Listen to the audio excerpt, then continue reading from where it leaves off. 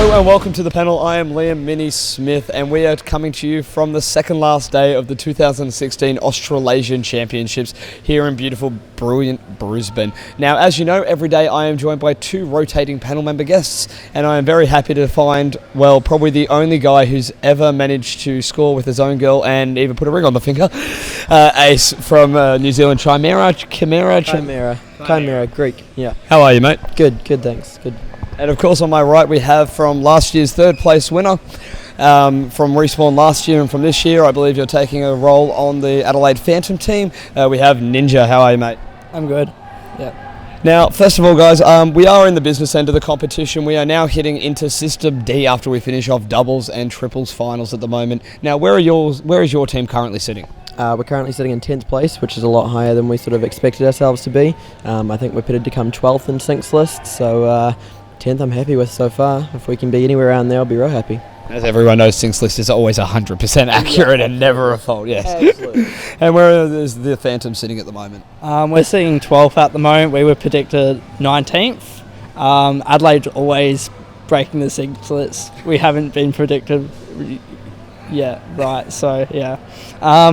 But we're hoping to maybe break top 10, so... Now, you guys are actually sitting very close in perspective to two other Adelaide teams, in fact, the A team and the C team. How does that feel to be sort of kicking them around a bit?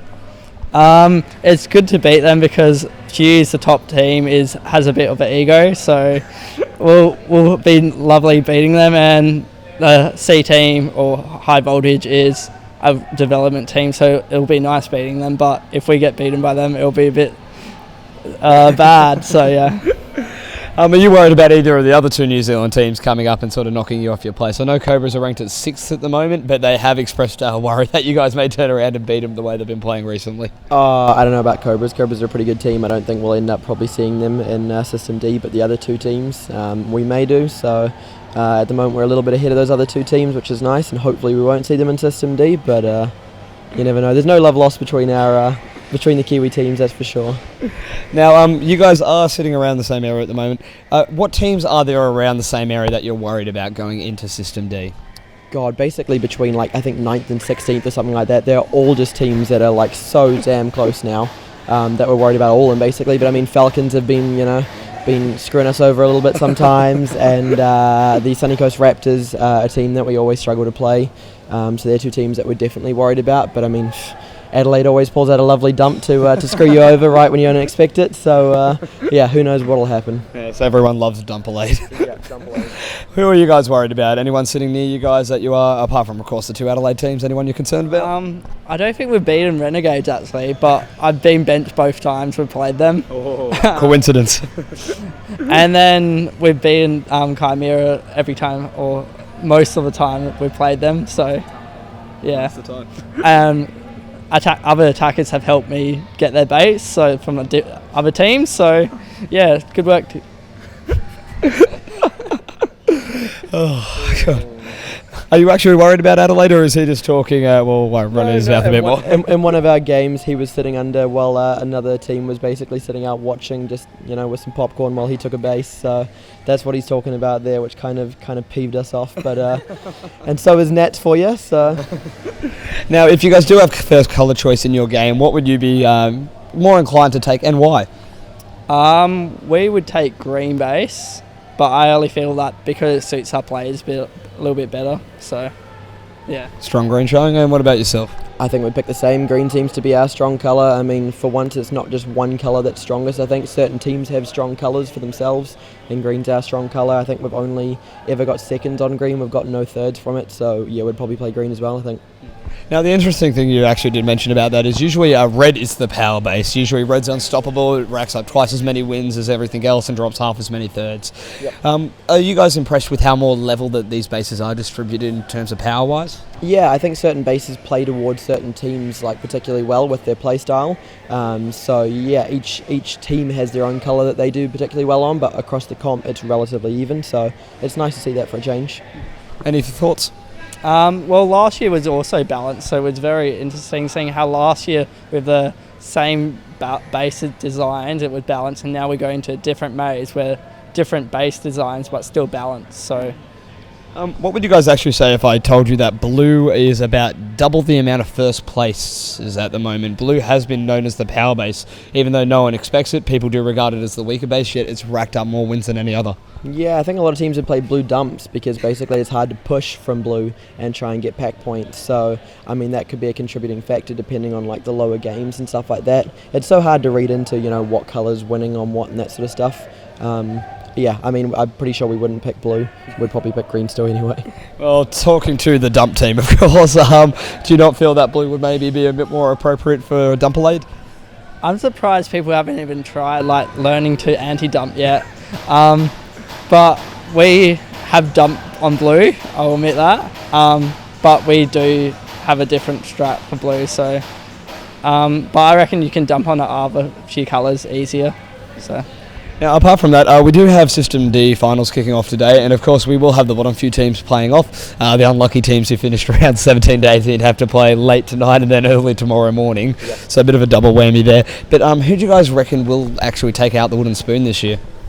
I'd say it'd probably be a close contention between Newcastle and Widowmakers. I don't think they've won too many games between them. I don't know, I guess we'll soon see. Kind of hope Widowmakers can pull out a surprise and end up not coming in last, but yeah. Any thoughts? I sadly reckon Canberra, but Widowmakers just reffing games, their teamwork and everything is very shocking at the moment. So hopefully they can pick it up because I'm pretty sure everyone would like Newcastle getting the wooden spoon, but yeah, they just look a little bit down the bottom at the moment. And as always, unbiased on the panel. Now, one other thing I want to just touch on quickly. Nationals has a very interesting perspective of the fact it does change its rules quite regularly. Those rules are contested by pretty much everyone, with everyone else bitching about the contestants. Yep. What do you think we could take in the right sort of steps to actually standardise the Nationals rules once and for all? I think it's good that they're being refined every year. I think that, there's always ways to work on the rules and make them a little more clear and to knock things down. Like, for example, I know there was the whole chin-on-shoulder thing was allowed. Known as the beefy, yes. Yeah, the beefy, which has now been banned, which I think is the right move. So I think the rules do have to keep changing. I think even with other sports, there's always slight rule changes and things to make it work. So I think we're doing the right thing. Anything to add on that one? I feel if you don't change the rules, people will always exploit them slightly. They always will try and find the little fine print detail, black and grey.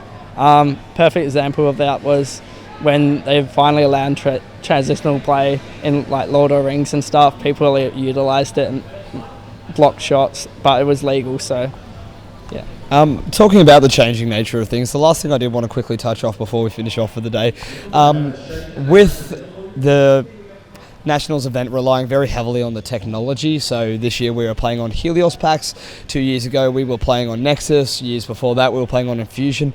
How do you think that as a game that is trying to push towards being a sport, that the changing nature of the technology and the gear we actually play on affects that?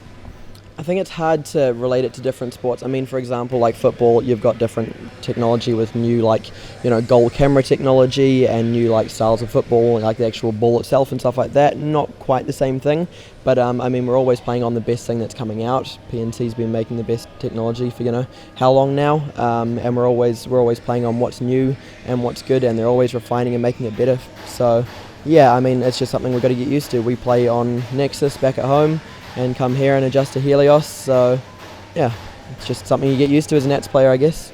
Do you think that sites they don't have the current gear are a disadvantage to a degree because of that? Yes, definitely. Helios not so much, but Nexus you could tell because of how harsh the penalty for getting, if you pull your trigger too early you would get locked out, and to people that had timing, the packs at home could keep the player deact for basically the whole game. So well, there you have it. I wish you guys both luck in the rest of System D. Do well. Have fun trying to beat the other Adelaide teams, and hopefully you knock out the Cobras. Once again, this has been the panel from the 2016 Australasian Championships. Thank you very much.